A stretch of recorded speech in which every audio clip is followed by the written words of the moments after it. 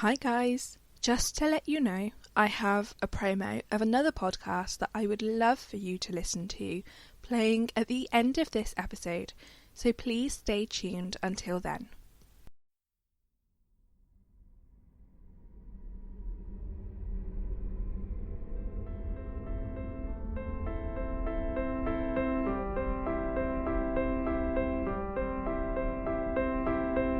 Hi M&Ms! Welcome back to another episode of Murder and More. As always, I am your host, Kira.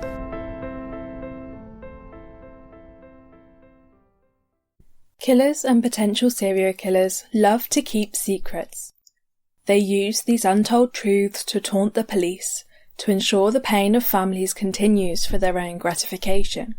For the majority of these killers, they refuse to reveal exactly how many people have fallen victim to their actions, and therefore end up taking these secrets to their graves.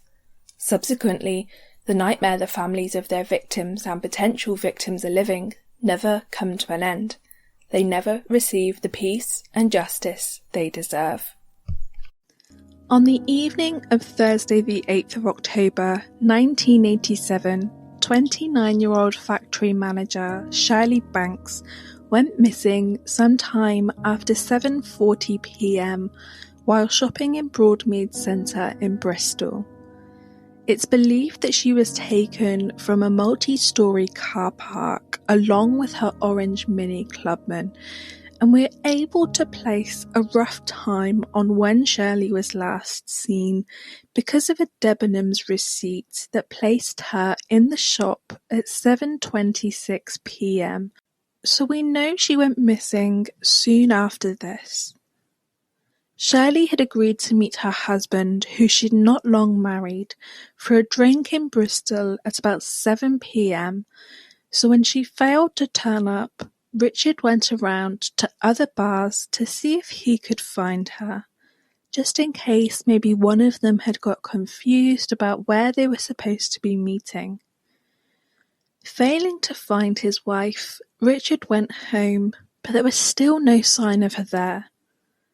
As the hours passed, Richard grew more and more concerned for his wife, but he went to bed and just hoped that she'd be there in the morning when he woke up. Maybe she'd lost track of time shopping or met up with a friend. Shirley was meant to be working the following day, so when Richard woke up the next morning to find that Shirley still wasn't home, he phoned her work to see if she'd made it in. To his surprise, they told him that she'd actually phoned in sick 15 minutes earlier, telling them that she had a stomach bug. So where was Shirley? And if she really was sick, why wasn't she at home with Richard? This made Richard massively suspicious, and when she still didn't return home, he knew something was seriously wrong and phoned the police to report his wife missing. 150 officers across 5 different police forces spent 140,000 man-hours on the case trying to find Shirley. They put out appeals on the TV and searched the docks for Shirley's car. Because she'd phoned in sick to work the morning after she disappeared, police started to wonder if she'd left of her own accord, but at the same time considered Richard as a suspect, although they ruled him out of the investigation fairly quickly. As well as searching the docks and putting out an appeal on Crime Watch, police also investigated a link between her disappearance and an attempted abduction that had taken place just 24 hours before Shirley went missing, all in an effort to locate her. But as the weeks went by, hopes of finding Shirley began to fade.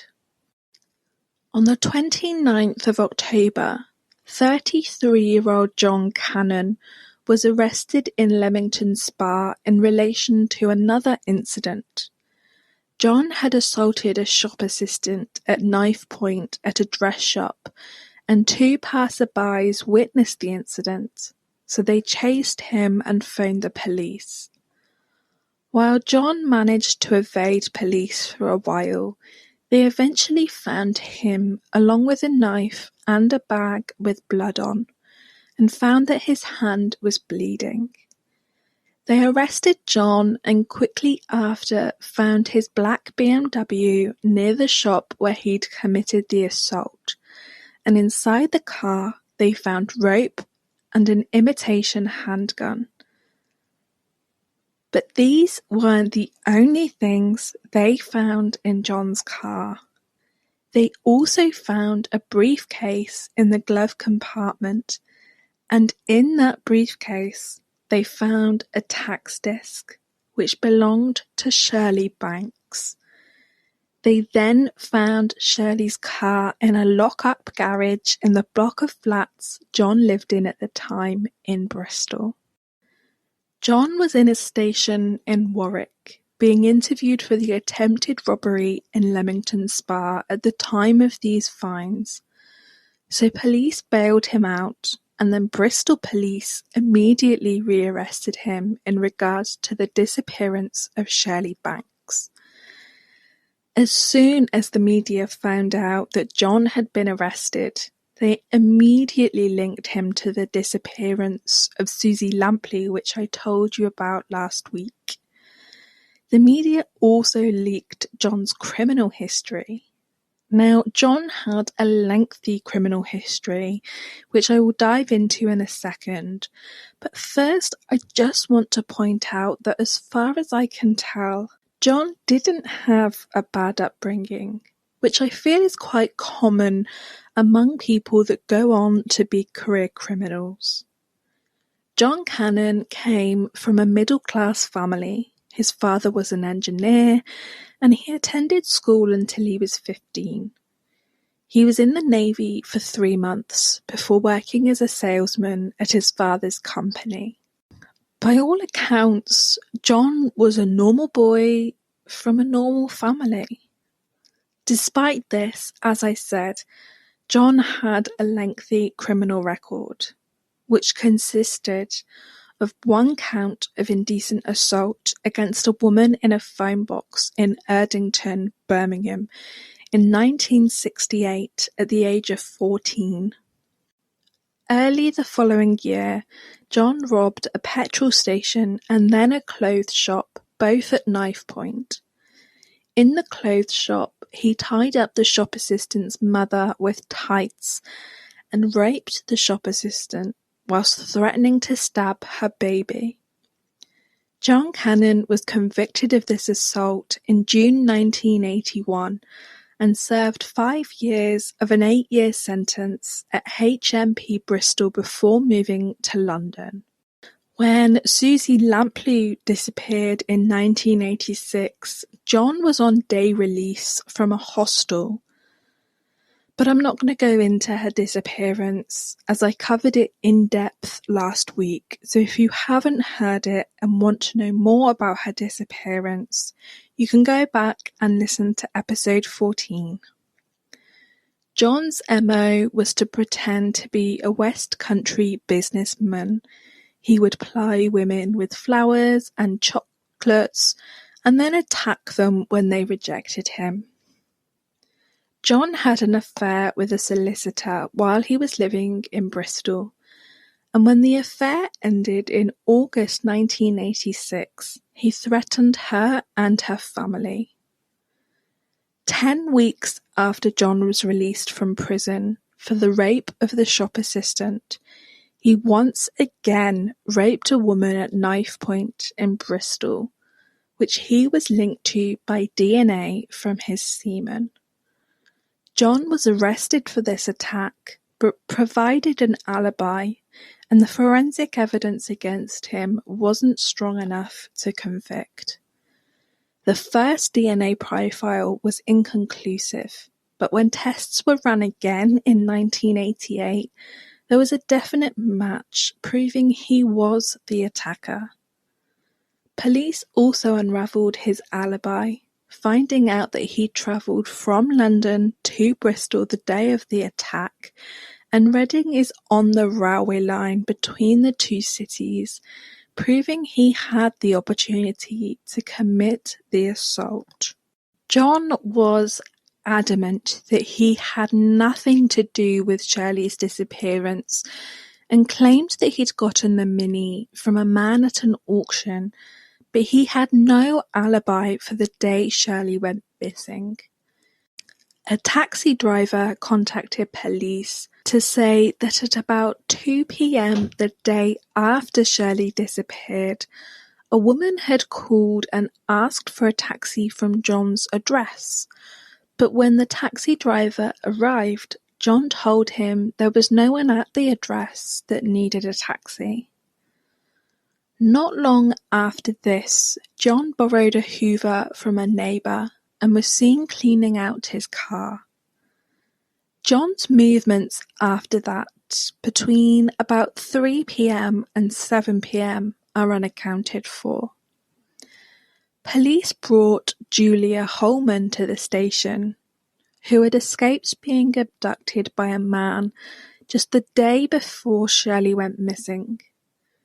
30-year-old Julia Holman was in a car park at about 6:50 p.m. when a man approached her and attempted to abduct her at knife point, but she managed to fight him off and escape. When police brought Julia to the station, she was immediately able to identify John as the man that had tried to abduct her. Police released a picture of John to the press to see if anyone recognized him and may remember information that they may not have realized was important at the time. And it worked. A 69-year-old woman told police that at about 2:15 p.m. on the 9th of October 1987, the day after Shirley disappeared, her and her husband were sat in traffic on the Clifton Suspension Bridge near to where John lived at the time, when they saw smoke from a small fire near some trees. The woman then told police that she heard a struggle in the woods, and while she couldn't see anyone, she heard what sounded like someone being punched, while a woman shouted, "No, no." Not long after this, the man then came into view, and it was obvious that he had something, or rather someone, with him that he was repeatedly beating. When the object of his assault began screeching, it left no doubt in Mr. and Mrs. Hart's minds that the victim was human. They continued to watch on as the man hit the woman over the head, punch and kick her before she became silent. The woman shouted to the man when he realized he was being watched, but he looked at her with a crazed look on his face, and she shouted at her husband to drive away immediately. Little did they know, the couple witnessed the murder of Shirley Banks that day. Later on in October, police found a dry cleaning ticket that showed John had sent a raincoat off to be cleaned, with him claiming that the marks on the coat were from red mud that had got there from making love in a car park. Once the police examined the coat, they discovered the red marks weren't mud stains at all, but were in fact blood stains. But unfortunately, due to the coat being cleaned, the stains were too degraded to be able to identify who they came from. Considering this was 1987, I feel like forensics was advanced for its time. They were able to create Shirley's fingerprints from prints found around her house, her parents' house, and where she worked. They then searched John's flat and found a document and were able to identify that a fingerprint on this document was Shirley's. John confirmed that this document was in his house before the police told him that Shirley's fingerprint was on it. This obviously proves that Shirley Banks was in his house. The police felt that they had enough evidence against John, and on the 23rd of December 1987, he was charged with her kidnap and murder. About 3 months after John was charged with Shirley's murder, and about 6 months after she disappeared, her body was found on the 3rd of April 1988 in Quantock Hills in Somerset. A woman found Shirley's body in a ditch known as Dead Woman's Ditch, where it was collecting moss. At the site Shirley's remains were found, they found dark red mud, gold jewellery, and a button from a dress that she'd bought. The autopsy revealed that Shirley had been hit over the head repeatedly with a rock, which would corroborate the witness's story.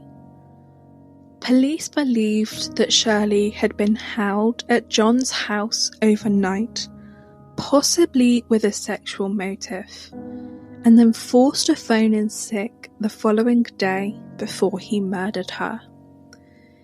Even though Shirley's body was badly decomposed, at least one of her fingerprints remained intact, so forensics were also able to confirm that the thumbprint on the document found in John's house definitely belonged to Shirley Banks. John Cannon's trial lasted 3 weeks, and the jury deliberated for 10 hours on the 28th of April 1989 before reaching a guilty verdict. Shirley's murder wasn't the only thing John was found guilty of. John Cannon was also found guilty of the attempted abduction of Julia Holman with intent to rape, and the kidnapping, rape, and buggery of a mother in a knife-point attack in Reading a year before Shirley Banks was killed. John was jailed for life for these offences, with the judge telling him, quote, "You are extremely attractive to some women, but under that there lies a most evil violence and horrible side to your character," unquote. John is a Category A offender, meaning that he poses a significant threat to the public in HMP Full Sutton in York. John's minimum tariff is 35 years, and he will become eligible for parole in 2023, where he will only be released if the parole board deem that he is no longer a risk to society. To this day, John maintains that he is innocent. Shirley Banks' murder isn't the only case John has been linked with, though. As I mentioned in the Melanie Hall and Susie Lamplugh case, John Cannon has been linked to both Melanie's murder and Susie's disappearance. In 1989 and again in 1990, John was interviewed in relation to Susie's disappearance, but in August 1991, he wrote to a local newspaper to confirm that he was innocent. However, John insists to this day that he's innocent of Shirley's murder, but all the evidence and the jury suggests otherwise, so we can't just take his word for it. As we know, Susie Lamplugh was declared legally deceased in 1994. 6 years later, in 2000, John was arrested and questioned in relation to Susie's disappearance, but police didn't have enough evidence against him to charge him. In November 2002, and again in 2006, police openly admitted that they strongly believed that John Cannon murdered Susie Lamplugh. He had the means. He'd been serving a sentence in a prison just 3 miles from where Susie was last seen. He'd been released from the hostel either in the days leading up to Susie's disappearance or on the day of, and it's believed his nickname in prison was Kipper. And I refuse to believe that Susie's diary entry saying Mr. Kipper is a coincidence. I believe it's completely conceivable that John could have murdered Susie. In Melanie Hall's case, John was in prison at the time of her murder, but it suggested that he planned it all from his prison cell and got an accomplice, Christopher Clark, to commit the murder. John is also suspected in the murder of Sandra Court in May 1986, who was murdered just 2 months after Susie disappeared. Sandra was on a night out with colleagues to celebrate her last day at a company she worked for as an insurance clerk. She was planning on moving to Mallorca to be a nanny when she went missing. Sandra left the Steps nightclub in Bournemouth and was last seen by a taxi driver when he dropped her off at her sister's house just after 3 a.m. Sandra told the taxi driver that her sister wasn't home yet, so she'd just wait outside for her to return. But Sandra never made it inside her sister's house.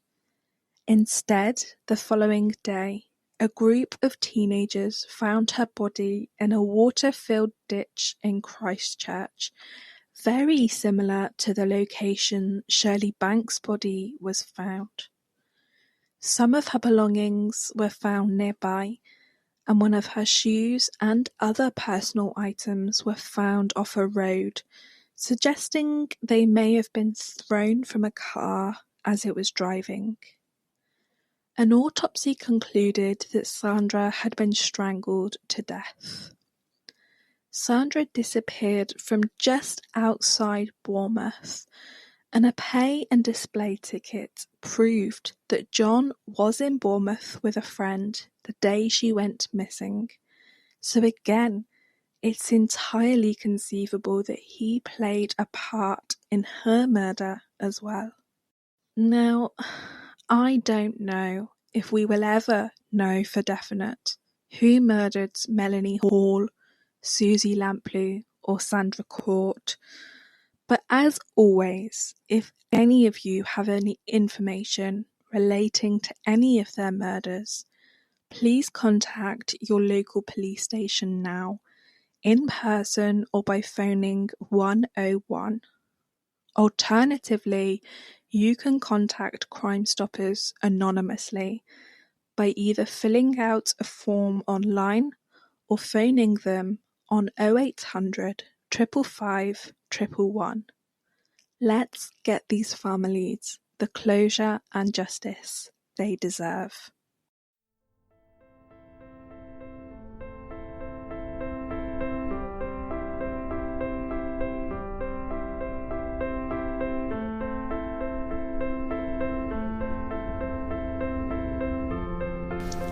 Thank you for listening.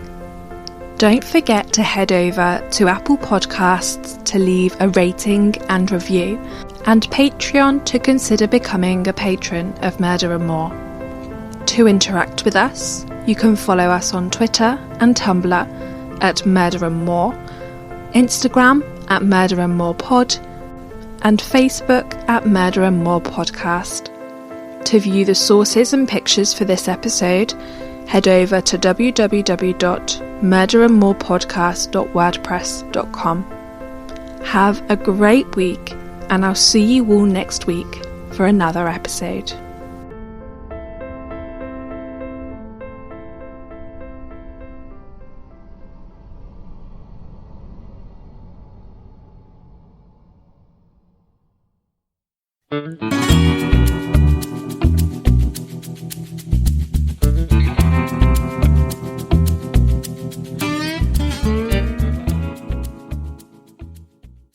Hello, true crime friends. I am Terry Dussault, the host of True Crime and Wine Time, a podcast where I cover many types of true crimes while enjoying wine time. I cover everything from missing persons, serial killers, art thefts, and many gruesome crimes that other podcasts shy away from. Join me for some true crime and wine time.